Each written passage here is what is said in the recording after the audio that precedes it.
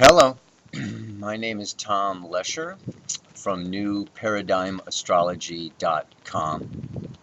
Today is the last day of June 2011, and I am here to discuss the astrological forecast for coming into July. We have just experienced this last weekend a lunar eclipse in the sign of Cancer and Capricorn. The sun has gone into the sign of Cancer as of June 21st. It's going to stay there until July 22nd. And what is Cancer? And this whole Cancer-Capricorn axis that the eclipse was on, the full moon, we have other planets involved with that eclipse.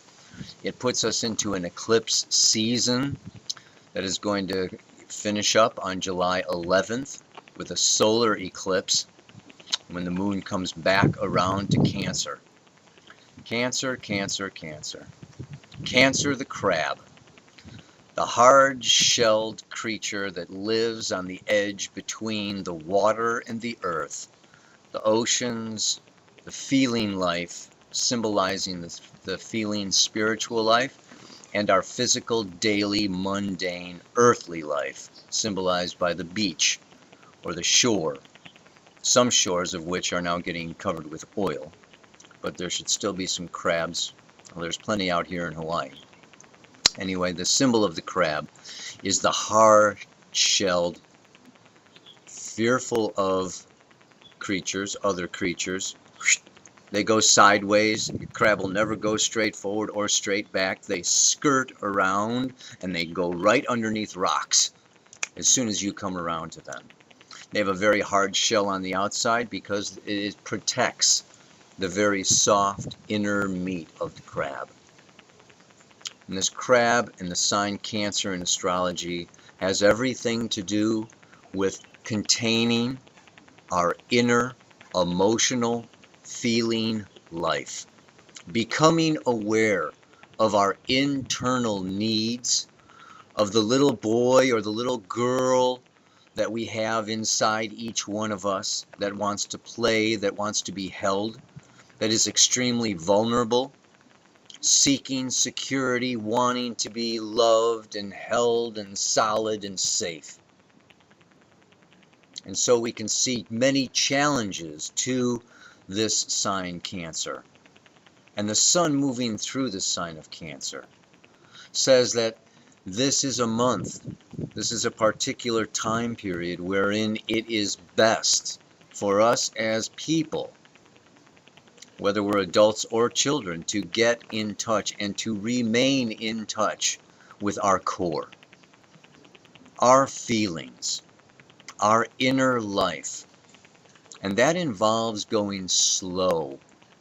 It involves listening to our own heartbeat. It involves listening to our own drummer. Not to be getting too carried away with the headlines, with the news, with the politics, with the media, even so much with all of the doom and gloom catastrophes or the books or the astrology YouTubes that are going on about how, everything's falling apart or coming down at the seams. It really boils down to very much of what's going on over the next few years. And the more we can tap into this Cancer energy now that the sun is there, the more we are going to be strengthened, the more we are going to serve ourselves in dealing with the future transformation of ourselves and our planet. So when we do this, when you tap into your inner self and your inner core, you are going to find that you don't need this, or you don't want that, or you want to be here and you don't want to be there. It's time to break out. It's time to listen inwardly, and those inward messages, the inner voice, the inner core is going to lead us out of the mainstream, out of boxes, out of our envelope, into new relationships, into new ideas, into new jobs, into new cities to live, houses, homes, apartments, the country.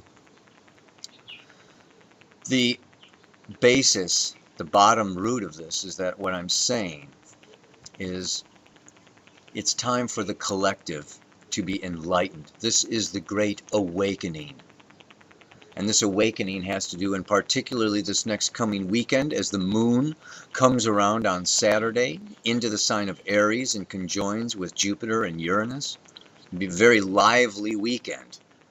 This is a particularly strong time period to be Columbus or to be Copernicus. Yeah. They said, oh, Columbus is going to sail off the edge of the world, but he took off anyway. Copernicus said, no, we are not the center of the solar system. The sun is the center of the solar system. And he got kicked out of the church for saying that. But he held to his core. Columbus held to his own personal belief.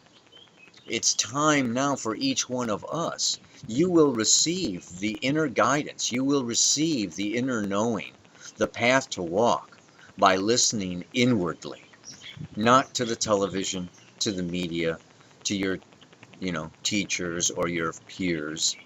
But this is a time to meditate. This is a time to, and the other aspect that I will say is nature, nature, nature. This 4th of July weekend, get out of the city. Go camping. You need to relax in order to listen to the inner rhythms of your own core. And one way to relax is to be in nature and to stay away from too much stimulation. Because in nature, and when you go camping on your 4th of July weekend, you will find that the trees are just the same as they were yesterday and last week and last month, and the sky, the sun rises in very close to the same place, and you've got just about the same type of weather or temperature. Things are, nature is secure. Nature is steady. Through the hurricanes, the storms, the tsunamis, nature always bounces back. Nature reemerges. Gaia takes care of herself. She's wiped out Lemuria and Atlantis and many other, many things come and go. You want to get into not only your own core, but then the core of the planet, the core of our experience while we're in these physical bodies on this planet. So that's the advice that is given for this time, this tumultuous time. Actually, this week also, the planet Uranus goes retrograde. Back in May 27th, you may remember the last weekend of May, the full moon, Uranus went into the sign of Aries. It's going to stay there until about mid-August, August 13th. It goes retrograde back into Pisces. So we have this 2.5 month period with Uranus right at 0 degrees of Aries. And then it goes back into Pisces. And next April comes back around, next March 13th, I'm sorry, comes back around into Aries. And that is going to then, so we have this brief period, right? First time in 85 years since the crash in 1929, Uranus is returning to this Aries. Uranus is the electrical system, our nervous system, and it's triggering right at this cardinal point, spring equinox of Aries.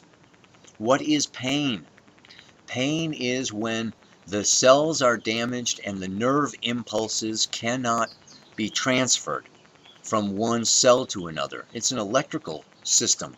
Our personal bodily electrical system fails. That creates pain. This is a time of awakening. This is a time of rejuvenating your body, rejuvenating your electrical system, and that will reduce the stress, reduce the trauma, reduce the anxiety. So it's breathing deep, like I spoke of in my last forecasts. It's walking and spending time in nature. Music is another means, singing. But last, and I want to just leave you with laughter. Laughter is one of the best ways to let it go and to get into get into who you are. Get into where your center, your gut is. And a good belly laugh is the best possible thing for you right now. And with that, I leave you. Namaste. I wish you well.